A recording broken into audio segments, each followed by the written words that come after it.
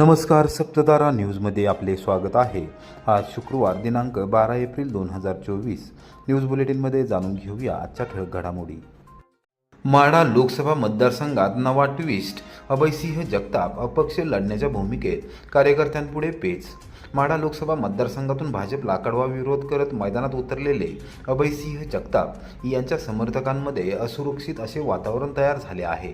अभयसिंह जगताप यांनी कोणत्याही परिस्थितीमध्ये आपले काम सुरू ठेवावे अशी समर्थकांची इच्छा आहे। तर लोकसभा निवडणुकीत सर्वाधिक नागरिकांपर्यंत पोहोचलेल्या अभयसिंह जगताप यांनी अपक्ष उमेदवार म्हणून पूर्ण ताकदीने उतरावे आणि आपला अर्ज दाखल करावा अशी त्यांच्या समर्थकांची इच्छा आहे। त्यामुळे शुक्रवारी होणाऱ्या बैठकीनंतर अभयसिंह जगताप कोणता निर्णय घेतात याकडे लक्ष लागून राहिले आहे। लोकसभा निवडणुकीसाठी माढा मतदारसंघामध्ये वेगवेगळ्या नावांची पहिल्यापासूनच चर्चा सुरू होती। त्यामध्ये महादेव जानकर, श्रीमंत संजीवराजे नाईक निंबाळकर व धैर्यशील मोहिते पाटील यांच्याशिवाय माजी आमदार नारायण पाटील व अभयसिंह जगताप यांच्या नावाच्या चर्चा होत्या।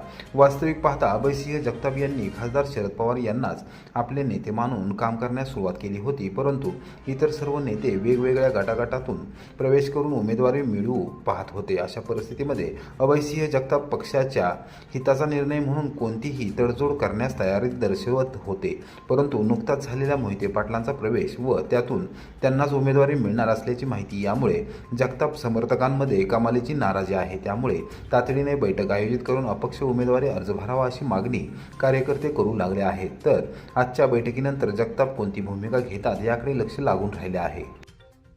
स्पर्धा परीक्षेत यश मिळवण्यासाठी प्रयत्नांची पराकाष्ठा आवश्यक, नूतन पोलीस उपनिरीक्षक कुमारी सोनाली राऊत। रहमतपूर येथे नागरी सत्कार। स्पर्धा परीक्षेत यश मिळवण्यासाठी अनेकांना बरेच प्रयत्न करावे लागतात। UPSC साठी मर्यादित स्पर्धा असतात। MPSC मात्र वयोमानानुसार संधी घेता येऊ शकते। पहिल्या किंवा दुसऱ्या प्रयत्नात यश मिळवणाऱ्या विद्यार्थ्यांची संख्या आहे, मात्र ती आकडेवारी बोटावर मोजणे इतपतच आहे। जिद्द, सातत्य, चिकाटी ठेवून अतिशय मेहनत घेऊन अंतिम ध्येय साध्य करण्यासाठी शेवटच्या क्षणापर्यंत प्रयत्नांची पराकाष्ठा करणे गरजेचे आहे, असे प्रतिपादन नवनियुक्त पोलीस उपनिरीक्षक कुमारी सोनाली लक्ष्मण राऊत यांनी केले।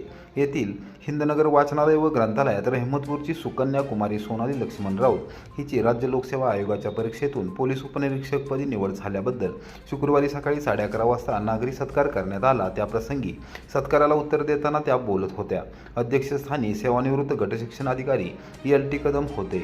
कोरेगाव तालुका शेतकरी सहकारी खरेदी विक्री संघाचे संचालक विद्याधर बाजारे, माजी उपनगराध्यक्ष बेदिल माने, धैर्यशील सुपले, विश्वस्त कार्यकारिणीचे सदस्य, रहमतपूर विकास सेवा सोसायटीचे माजी चेअरमन जनार्दन चव्हाण, बळवंत माने, शिवाजी माने यांची प्रमुख उपस्थिती यावेळी होती। सुनील माने म्हणाले की आजच्या स्पर्धेच्या युगात अभ्यासात सातत्य, जिद्द, चिकाटी, अंतिम ध्येय साध्य करण्यासाठी शेवटच्या क्षणापर्यंत प्रयत्नशील राहणे ही काळाची गरज आहे। संयमशीलता, सहनशीलता, समयसूचकता हवी आहे। विविध अभ्यासक्रम विशेषतः 8वी ते 10वी पर्यंतचे सायन्स, गणित, सोशल सायन्स या विषयावर पकड मिळवणे गरजेचे असल्याचे त्यांनी सांगितले। यावेळी मान्यवरांच्या हस्ते कुमारी सोनाली राऊत यांचा सत्कार करण्यात आला। नाना राऊत यांनी प्रास्ताविक केले। विद्याधर बाजारे यांनी सूत्रसंचालन केले। धैर्यशील सुपले यांनी आभार मानले। यावेळी स्पर्धा परीक्षा विद्यार्थी, विद्यार्थिनी, महिला, ज्येष्ठ नागरिक यावेळी उपस्थित होते। मतदान जनजागृती, काव्यलेखन व निबंध स्पर्धेचे कोरेगाव येथे आयोजन। सहाय्यक निवडणूक निर्णय अधिकारी तथा उपविभागीय अधिकारी अभिजित नाईक।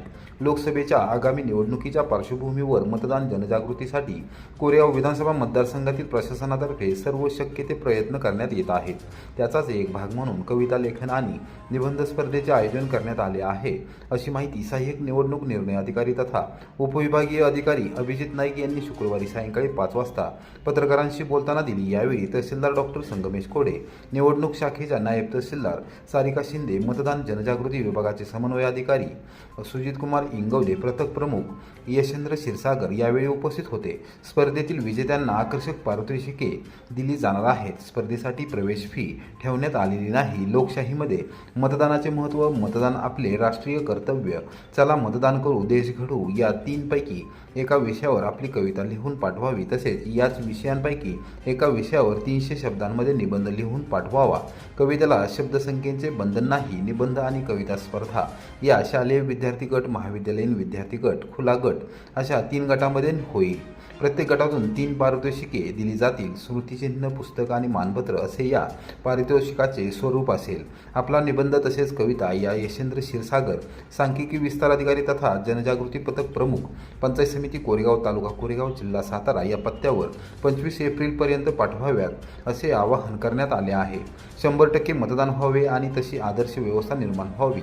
नागरिकांनी आपले राष्ट्रीय कर्तव्य बजावावे आणि लोकशाही सुदृढ करण्यासाठी, बळकट करण्यासाठी जास्तीत जास्त मतदान व्हावे यासाठी कोरेगाव विधानसभा मतदारसंघाच्या प्रशासनातर्फे विविध उपक्रम राबवले जात आहेत. त्याचाच एक भाग म्हणून कविता लेखन आणि निबंध लेखन स्पर्धेचे आयोजन करण्यात आले आहे. विद्यार्थी तसेच नागरिकांनी यामध्ये उत्स्फूर्तपणे भाग घ्यावा असे आवाहन करण्यात आले आहे. अनभुलेवाडी तालुका कोरेगाव येथे शेतजमीन नांगरण्याच्या कारणावरून चौघांनी केली एकाच मारहाण. कोरेगाव पोलीस ठाण्यात गुन्हा दाखल. अनभुलेवाडी तालुका कोरेगाव येथे शेतजमीन नांगरण्याच्या कारणावरून 2 भावांमध्ये झालेल्या वादावादीचे पर्यावसन मारामारीत होऊन एकाच कुटुंबातील चौघांनी एकाला बेदम मारहाण करून जखमी केले. या प्रकरणी कोरेगाव पोलीस ठाण्यात शुक्रवारी रात्री 7:30 वाजता मारामारीचा गुन्हा दाखल करण्यात आला आहे. याबाबत पोलीस ठाण्यातून मिळालेल्या माहितीनुसार अनभुलेवाडी येथे शेतात नांगरट सुरू असताना किरकोळ कारणावरून लक्ष्मण कृष्ण अनभुले यांनी ज्ञानदेव कृष्ण अनभुले यांना गुरुवारी सकाळी 11 वाजण्याच्या सुमारास शिवीगाळ दमदाटी केली होती. तदनंतर रात्री 10 वाजण्याच्या सुमारास कुलदीप अनभुले यांनी धक्काबुक्की केली व लक्ष्मण अनभुले यांनी ज्ञानदेव अनभुले यांच्या डोक्यात दगड मारला. गावातील लोकांनी भांडणे सोडवली. त्यानंतर शुक्रवारी सकाळी 10 वाजण्याच्या सुमारास वर्षा भोसले या चुलत बहिणीने राहुल ज्ञानदेव अनभुले यांच्या डोक्यात लाकडी फळी मारली. त्यानंतर प्रकाश लक्ष्मण अनभुले, कुलदीप लक्ष्मण अनभुले, लक्ष्मण कृष्ण अनभुले यांनी हाताने व लाथाबुक्क्यांनी मारहाण केली.